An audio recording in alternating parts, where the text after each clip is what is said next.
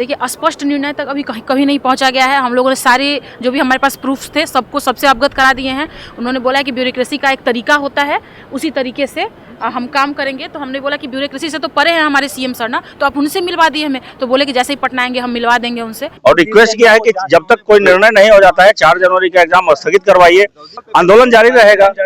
और एफआईआर जितने लोगों के ऊपर हुआ है उसको वापस लीजिए। तो सर ने कहा है कि चूंकि हमारे साथ मीटिंग में ये होम सेक्रेटरी भी थे, होम सेक्रेटरी सर ने कहा है कि डीसी होम को मैं बोल रहा हूँ कि एफआईआर के ऊपर वो जो है वो उचित निर्णय लिया जाएगा। हाँ, हम लोग अभी आंदोलन में बैठे रहेंगे। हम लोग अभी जब तक कि फैसला नहीं आता है, हम लोग का जो सत्याग्रह है गर्दनी बाग में, वहाँ पे हम लोग बैठे हैं। 17वीं बीपीएससी के अभ्यर्थी लगातार मांग कर रहे हैं कि री एग्ज़ाम हो, और नहीं सुनने पर कह रहे सीएम नीतीश कुमार से मुलाकात करेंगे कल, जिसके वजह से छात्रों ने लाठी भी खाई। प्रशांत किशोर भी मैदान में उतरे।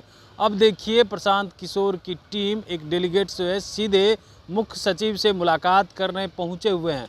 उसके बाद मुलाकात करके जब बाहर निकलते हैं और उनसे जब सवाल किया जाता है क्या परीक्षा जो है पुनः होगी, इसको लेकर के सचिव ने क्या कुछ कहा है, तो क्या कुछ कहते हुए नजर आ रहे हैं। सबसे पहले आप वो फैसला क्या हुआ?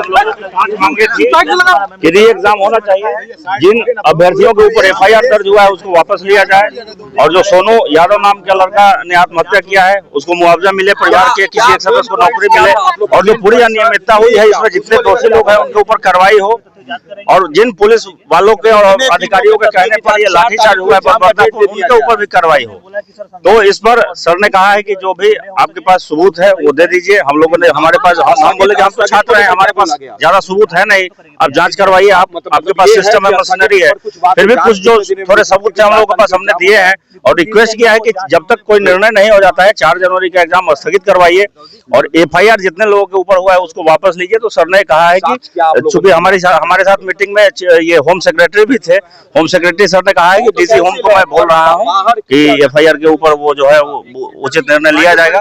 वो परीक्षा को लेकर के मतलब स्पष्ट तो नहीं कहा गया है कि री एग्जाम हम कराने जा रहे हैं। ब्यूरोक्रेसी का जो अपना एक नपा तुला जवाब होता है वो उन्होंने दिया है कि आंदोलन जारी रहेगा जब तक वो सुभाष, मेरा नाम सुभाष है, आंदोलन जारी रहेगा जब तक इस पर निर्णय नहीं हो जाता है। री एग्जाम से कम कुछ भी मंजूर नहीं है, आंदोलन जारी रहेगा और आंदोलन और एस्केलेट करेगा। कितने लोग गए थे पूरी तरीके से?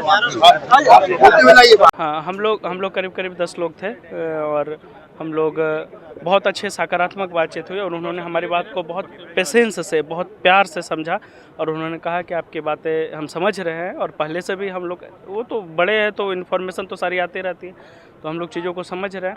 तो अब जल्द ही इसका फैसला लेते हैं। संतुष्ट है जो आश्वासन मिला? तो अभी तो बातचीत हुई है, अब फैसला अब उनके हाथ में है। अब वो जो फैसला लेते हैं तो हम लोग आगे उसके अनुसार तय करेंगे कि क्या करना है। कुछ टाइम फ्रेम में हाँ, हम लोग अभी आंदोलन में बैठे रहेंगे। हम लोग अभी जब तक कि फैसला नहीं आता है, हम लोग का जो सत्याग्रह है गर्दनी बाग में, वहाँ पे हम लोग बैठे रहेंगे जब तक सर की तरफ से कोई फैसला नहीं आता। फैसला का इंतजार कर रहे हैं आप लोग? मेरा नाम सत्यम, नालंदा से। 4 तारीख को देखिए, स्पष्ट निर्णय तक अभी कभी नहीं पहुंचा गया है। हम लोगों ने सारे जो भी हमारे पास प्रूफ्स थे सबको सबसे अवगत करा दिए हैं। उन्होंने बोला है कि ब्यूरोक्रेसी का एक तरीका होता है, उसी तरीके से हम काम करेंगे। तो हमने बोला कि ब्यूरोक्रेसी से तो परे हैं हमारे सीएम सर ना, तो आप उनसे मिलवा दिए हमें। तो बोले कि जैसे ही पटना आएंगे हम मिलवा देंगे उनसे। तो बाकी देखिए क्या होता है, स्पष्ट निर्णय तक हम कहीं नहीं पहुंच पाए हैं। अभी यही है कि आश्वासन के तहत हम लोग रुके हुए हैं, अभी निर्णय नहीं मिला है किसी भी तरीके से। क्या नाम हुआ आपका? क्या नाम हुआ? मेरा नाम अनु कुमारी है। तो आपने सुना, उनका कहना है कि देखिए अभी तो कोई फैसला नहीं हुआ है, लेकिन हम लोग ने बात की है और अपनी बातों को रख दिया है। अब देखने वाली बात होती है कि आगे क्या कुछ होता है, क्योंकि मुख्य सचिव अमृतलाल मीना से मुलाकात प्रशांत किशोर की टीम ने कर ली है, और जिस डेलीगेट्स की बात कल की जा रही थी मुलाकात करने के लिए मुख्य सचिव से, जब लाठीचार्ज हुआ उसके बाद आज मुलाकात हुई है।